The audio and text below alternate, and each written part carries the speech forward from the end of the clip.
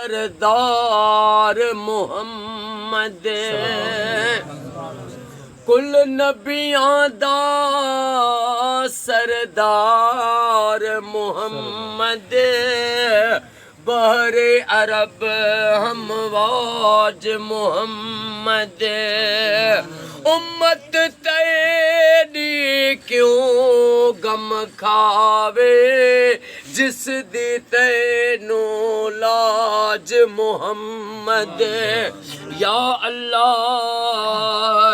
या रहमान या रहीम या करीम रब ओ मौला अज 23 रबीउल अव्वल साईं फ़कीर ग़ुलाम रसूल मंगी साईं डॉक्टर अब्दुल रहीम साईं फ़कीर मोहम्मद मंगी साईं अमीर अली साईं बादशाह महबूब जी लखो सलवात पढ़ाया आका जो मीलाद उर्स कयो अथऊं साईं वारनि जो अॼो को ख़ैर पंहिंजी बारगाह में उहुद जबल जेॾो लिखण क़बूल फरमा ओ मौला सलवात जे सदके कुरान ऐं अहल बैत जे सदके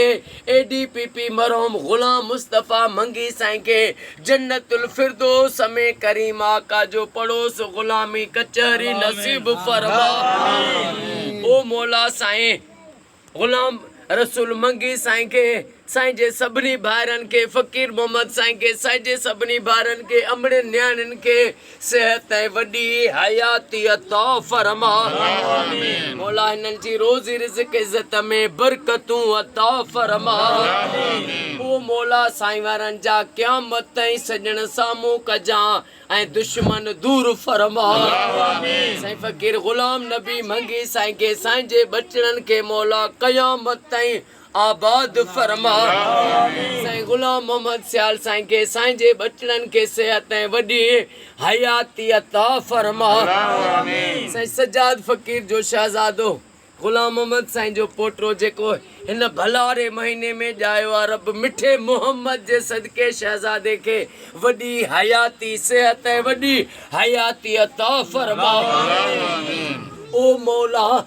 कामरेड शफ़ीक साईं बुरड़ो साईं जा शान फ़कीर साईं जा हाजी खान पावर साईं जा जुमिले जेके बि वेठा असां सभिनी जा बच्चा घर आबाद फरमा हाकिम अली साईं जा बच्चा घर आबाद फरमा मां दिल जूं गुजड़ियूं ॻाल्हियूं मिठा तोखे न चवां त भला कंहिंखे चवां ओ मुंहिंजा करीम रब असां सभिनी जे दिलनि जूं जाइज़ तमन्नाऊं पूरियूं फरमा असां सभिनी जो बेड़ो तार जेके बि मंगी बुरड़ा हिन दुआ में शरीक आहिनि सभिनी जो बेड़ो तार गुलज़ार फुल पोटो साईं जो बेड़ो तार ओ मौला जेके बीमार आहिनि उन्हनि खे शफ़ात फरमा बे औलादनि खे औलाद अता फरमा बेरोज़गारनि खे रोज़ी अता फरमा ओ मौला महबूब जी उम्मत खे फ़िरक़नि खां बचा सॼे पाकिस्तान में सऊदी ईरान इराक शाम फ़लस्तीन में मिस्र में घर घर में लख सलवातूं थियनि या दुआ क़बूल फरमा क़िबला साईं सैयद मोहम्मद अहमद शाह नकवी खे इमाम सज्जाद जो वास्तो थी सेहत ऐं वॾी हयाती अता फरमा अॼु असां सभिनी जो बेड़ो तार